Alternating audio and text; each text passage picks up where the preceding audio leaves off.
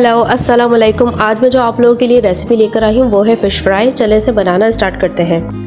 Fish मैंने 2 kilo ली है। Fish पर हम नमक और बेसन लगा के कुछ देर के लिए छोड़ देंगे और फिर इसे वॉश कर लेंगे। इससे इसकी स्मेल खत्म हो जाती है और फ़िश बनाते टाइम पर टूटती नहीं है। फ़िश का मसाला तैयार करने के लिए मैंने जो चीज़ें ली हैं वो है तकरीबन 1 कप इसके अंदर जाएगा बेसन, 2 टेबल स्पून इसमें जाएगा लेमन जूस, 1 टेबल स्पून भर के इसके अंदर जाएगा लहसुन अदरक का पेस्ट, कसूरी मेथी 1 टेबल स्पून, हल्दी पाउडर इसमें जाएगा 1 टीस्पून, लाल मिर्च पाउडर इसमें जाएगा 2 टीस्पून, येलो फूड कलर 2 चुटकी, चाट मसाला 1 टीस्पून, अजवाइन 2 चुटकी, नमक हस्बे जायका। और मैं इसमें फिश मसाला डालूंगी नेचुरल वालों का 2 टेबल स्पून। चलें इसे बनाना स्टार्ट करते हैं। एक बॉल ले लेंगे और इसके अंदर डालेंगे सबसे पहले बेसन। अब इसमें मैं डालूंगी नेचुरल फिश मसाला।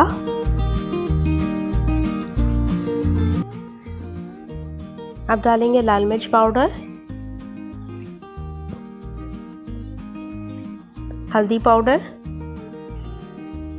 और इसके अंदर जाएगी कसूरी मेथी। अब इसमें डालेंगे yellow food colour, chaat masala, नमक और अजवाइन।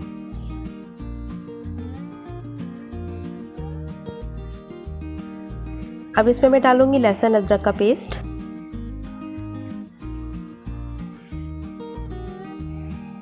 अब इसमें जाएगा लेमन जूस। अब इसमें डालूंगी मैं पानी हमें इतना डालना है कि ये अच्छा सा पेस्ट बन जाए। हमें थोड़ा गाढ़ा सा पेस्ट रखना है, बिल्कुल पतला पेस्ट नहीं बनाना है, इसे थोड़ा सा गाढ़ा बनाना है। मसाला अच्छे से मिक्स हो चुका है। अब हम फिश पर मसाला लगाना स्टार्ट करेंगे। फिश पे हम अच्छी तरीके से मसाला लगाएंगे।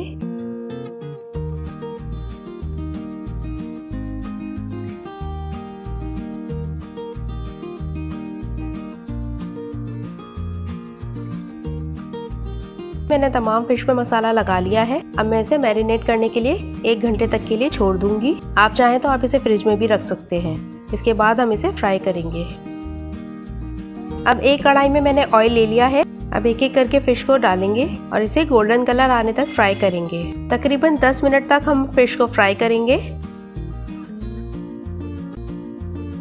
एक तरफ से इसका गोल्डन कलर आ चुका है। अब मैंने इसकी साइड चेंज कर दी है। जिस चम्मच से आप फ्राई कर रहे हैं इसे, आप उस चम्मच से फिश को प्रेस भी कीजिएगा ताकि इससे इसका अंदर का जो पानी है वो भी अंदर से निकल जाए। अभी देखें फिश का अच्छा सा कलर आ चुका है। चलें अब इसे डिश आउट कर लेते हैं। फिश फ्राई होने में थोड़ा टाइम लेती है, इसे अच्छे से फ्राई कीजिएगा वरना ये अंदर से कच्ची रह जाएगी।